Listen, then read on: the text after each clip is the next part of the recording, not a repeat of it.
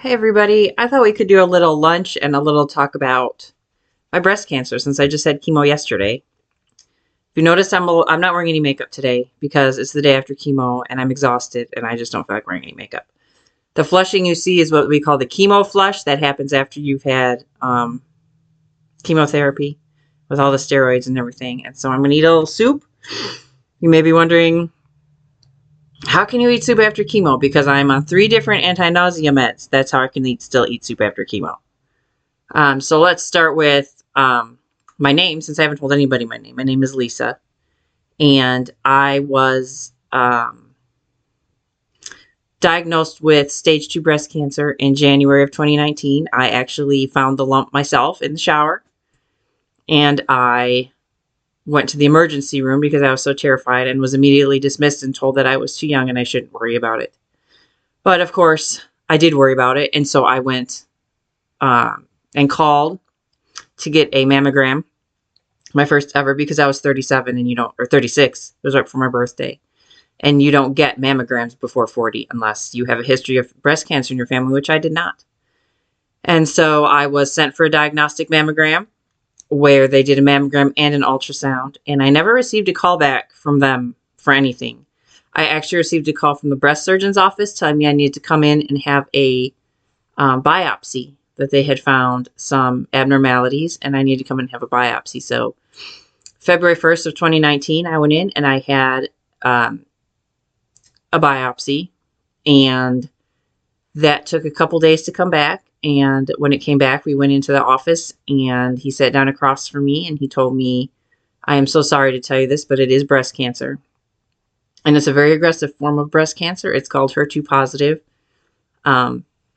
There are treatments for it that work very well, but unbeknownst to me at the time, the treatments work, but HER2 positive has a very high recurrence rate, about 30%.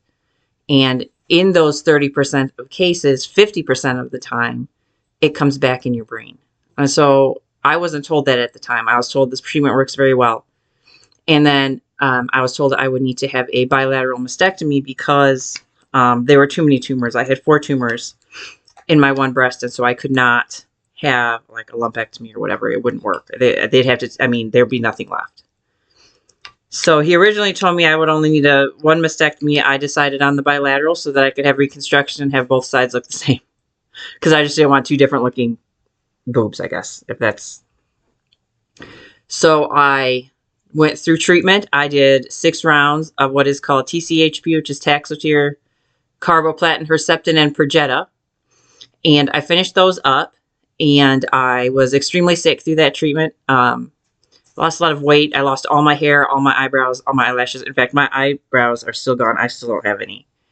And my eyelashes did come back, but I lost all my hair everywhere. It's not particular to your head. The good thing about that was it was summertime, so I didn't really have to shave, do any type of anything. I could walk around just bald, and that was fine. So I did that. We went to the beach after that to celebrate that I had finished my 6 rounds. And then I had my surgery. I had a bilateral mastectomy, and I did very well through that surgery, although we found out that I wake up swinging when I come out of anesthesia and trying to rip out every IV that I had. So that was interesting. I didn't expect that. Neither did the nurses, apparently. So I did that, and then I went on to have the remaining treatments of my immunotherapy, which is Herceptin. I did that, and I was declared no evidence of disease in March of 2020. And I finished my last treatment on March 11th of 2020. And I continued to live life. I thought I was done. I thought everything was good and I was ready to go. And, I was feeling good. I lost the weight that I had gained after treatment was over. And I was feeling good. In June of 2021, I started having some back pain. Now, I'm an active person. I exercise. I attribute the back pain to I hurt myself. I attributed it to I was cleaning out the swimming pool. I was doing all kinds of stuff that could have hurt my back. But the back pain wasn't getting any better. And it continued to get worse. And I told my doctors, and they kind of thought the same thing I did. Well, she hurt herself. It just didn't really, the first thing I didn't thought of was not the cancer was back. I didn't think about that. And so I kind of just took some pain relief and just went on living life with a little bit of back pain. It wasn't really anything that stopped me from doing what I wanted to do. So that continued on. In July, the back pain got a little worse. And I again said, hey, my back hurts, but it's nothing I can't live with right now. I think I'm okay. It's just, I think I must have hurt myself doing something. In August, it started to get really bad. I was pretty much unable to really do a lot. I spent a lot of time laying on a heating pad in my bed. Any type of pain reliever was not working. I tried patches, I tried pills, I tried everything I could try, and it just was not working. And I wound up in the emergency room because not only was I having back pain, but I was having a cough. And not just a little cough, a cough to where I couldn't even breathe. I couldn't speak because every time I would talk, I would just cough. And it was a hard, like, gut-wrenching cough. It brought me to tears because it hurt so bad to cough.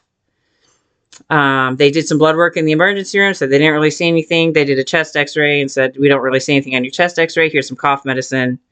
Go home, call us if it doesn't stop. Basically, take these pills, and if by the end it's not over, if it doesn't stop, call us back. The cough never went away. The cough continued. I got my metabolic blood work back. They didn't wait in the hospital to see my metabolics. They only did my complete blood panel. So they didn't wait to see my metabolic panel. Had they waited to see my metabolic panel, they would have seen that my liver numbers were sky high. I mean, they were ridiculously high. My calcium, which the highest you're supposed to be is a 10.5, was over 11. And calcium, when your calcium gets too high, it can literally stop your heart. You can die. I mean, your body is very regulated in all of those things. And so I had an appointment with my surgeon, and I asked him, I said, my calcium was high. I have this cough. I have this back pain. Is there any reason that this is going on? And he said, yeah, I don't really have a reason for that. But we'll recheck your calcium. Don't take any calcium pills. We'll recheck your calcium about 6 weeks and see how it is. And so I said, okay, I guess I'll just go on doing what I've been doing and trying to survive with this pain and this cough. Labor Day of 2021, I came down from my room, and I live with my parents and my 3 kids. I came down from my room. I told my parent, I laid down on the couch, and I told my mom I felt like I was dying. And she said, we're taking you to the emergency room, and I don't want you to call me until someone tells you what is going on, because you are not well. We can't go another weekend with you like this. And so she took me into the emergency room, and I went into the emergency room, and I originally told them that I thought I had a kidney infection because that was the only way I thought I was going to get seen that day. They took me to the back. They did a urine sample. It did turn out I had a UTI, so I wasn't fibbing on that either. They did some blood work, and they waited for that to come back. And when that came back, I was immediately rushed into a trauma room because my calcium was over 15 and I should have been in a coma. I should not have been able to walk into the ER. I shouldn't have been conscious and able to tell them what was going on with me. By the grace of God, I walked into the ER that day. They still can't believe it to this day. I'm a walking miracle to this day. They don't know how I did it. And they took me into the trauma room. They told me my calcium was over 15. The ER doctor came in and asked me, he said, I see you have a history of breast cancer. When was your last treatment? Are you still in treatment? What's going on? I told him I'd had this horrendous back pain. I have this cough.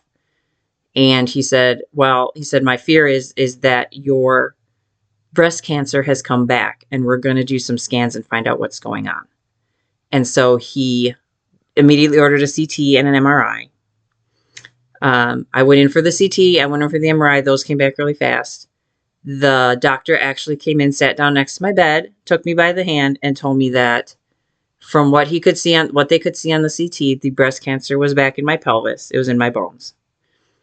And they were going to call my oncologist because he needed to come in and talk to me. So they did call my oncologist. My oncologist came in and talked to me. And not only had the breast cancer come back in my bones, but my liver was completely covered. You could not see my liver through the tumors in my liver. That's how bad my liver was. I had also been losing weight, a lot of weight. I am 5'11", and I was down to 156 pounds. I looked like a walking skeleton. There was nothing left. They also found it in my lungs. I had tumors in my lungs, which explained the constant coughing. And I had a 3-centimeter tumor in my cerebellum. And so that was pretty crushing, because it was like every news we got was worse. That there was no news coming back from those scans that was good. And so I immediately broke down. I started crying. I asked if I could call my mom and have her come, because this was right during a height of COVID. People couldn't come into the hospital. And the ER doctor actually said, why don't you go ahead and call your mom? And I will call down to the front desk, and she won't have a problem getting in. I don't remember what I said, but my mom said when I called her, I was screaming, crying and screaming into the phone, it's back, and it's everywhere, and I'm dying. So she came in and sat with me in the trauma room. They gave me some medicine to bring my calcium level down so that I would not go into cardiac arrest right there in the trauma room. And then eventually I was taken upstairs, where I did a 5-day hospital stay, and where I was not really allowed out of bed because they were afraid I was going to fall, because I could barely walk with all the tumors in my pelvis. One of the tumors was so large it had actually eaten through my pelvis. And so it had cracked my pelvis, and I was literally walking on a broken pelvis. It was excruciatingly painful. I was 39 years old. I couldn't walk without a walker. I looked like The Walking Dead. It was awful. I don't even know how I lived through it, because it was so bad. I was released from the hospital after 5 days, and I had to go back and get a port put in, because they had taken my port out from my previous treatment in July of 2021. And then I was diagnosed stage 4 in September of 2021. And stage 4 is confusing for people. Stage 4 is not curable. You are literally in treatment for life. So I have been getting chemo every 3 weeks since 2021. And I've also done numerous bouts of radiation. I had radiation to that 3-centimeter tumor in my cerebellum. They did something called stereotactic radiosurgery, which is like they can target that specific tumor. They don't have to do whole brain for that. And then I had radiation to my pelvis because it was so extremely painful. They had to do something to kill the cancer so that it could heal. And they did that, and that worked. It took a little while, but it actually worked. I can walk normal. I mean, I don't have a whole lot of pain when I walk anymore. I recently had a new brain tumor pop up, like right here in the top part of my head. And I did stereotactic radiosurgery to that too. And that was successful. It shrunk. For right now, they say I have 2 other little spots, but we think those have been there for a long time. They've been there since I was diagnosed. They have not grown. They've not changed. We're just leaving those alone. We're not going to do anything with those. By the sheer grace of God, I'm alive today, because I should not be. I should be dead. I thank God every single day that I am here. I was placed on a new treatment in February of 2022, a treatment called Enhertu, because the brain lesions went from that one tumor in my cerebellum to 19 brain lesions. I had 19 brain lesions. And so they can't do SBRT on 19 brain lesions. It'll eat holes. Your brain will be Swiss cheese. So they started me on this new treatment called Enhertu, which was fairly new at the time. And within 3 months, it had eradicated all but 3 brain tumors. That one that was up here that we just did SBRT on, and then the other 2 tiny little ones that haven't changed since I've started that treatment. And for the most part, I live a pretty normal life. I take care of my kids. I go to church. I am a Christian. I'm extremely blessed. I don't suffer from a lot of depression. I don't suffer from a lot of overwhelming fear or anxiety. I think God has really protected me in that and taken care of me in that way. I was literally on the brink of death. I mean, the doctors told my mom that in 12 hours I would have been dead, and I would have just died in my sleep, and nobody would have known why. And so I feel extremely blessed that I am still here today, that I'm here. My son plays football. I've been able to go to every one of his football games. I've seen him play every game. My other son does band. I've been able to go to every band concert. My daughter is in chorus. I have gone to every chorus performance. I have done every school function, whether I was in chemo. It didn't matter if I was sick. I have done all of it, and I have not missed anything. And I am so grateful. I am grateful to God because really He saved my life. There is no other way to explain it. My doctors can't explain it. They don't know how I'm still here today. They can't figure it. I shouldn't be here. I should be gone. So I feel like God kept me here for a purpose, and my purpose is to give others hope and say, if I can do this, if I can do it, so can you, Patty. Sorry, she's getting a little rowdy over here. If I can do it, so can you. And be vigilant. Don't let people brush you off. Don't let doctors brush you off. Don't let them tell you it's not anything. If you feel that there's something wrong, tell them there's something wrong. And this needs to be looked at because something is not right with me. And I know because it's my body. But I wanted to share my story a little bit. And I've given my testimony numerous times to different people in different places, but I didn't want to read my whole testimony on here. That would have just been a lot. But I wanted to end with a quote from a song that is very special. And it says, all my life you have been faithful. All my life you have been so, so good. With every breath that I am able, I will sing of the goodness of God. And I do. I sing of the goodness of God every day. I listen to worship music that just lifts me up. And when I'm in chemo, that's what I listen to. I put my earbuds in and I sit there and I listen. And I just thank God for His goodness and His healing. And right now, my liver is completely clear. I don't have any tumors left in my liver. My lungs are completely clear. I don't have any tumors left in my lungs. My bones are still healing. I have a lot of disease in the bone, but I don't have a lot of pain in my bones. So that is amazing.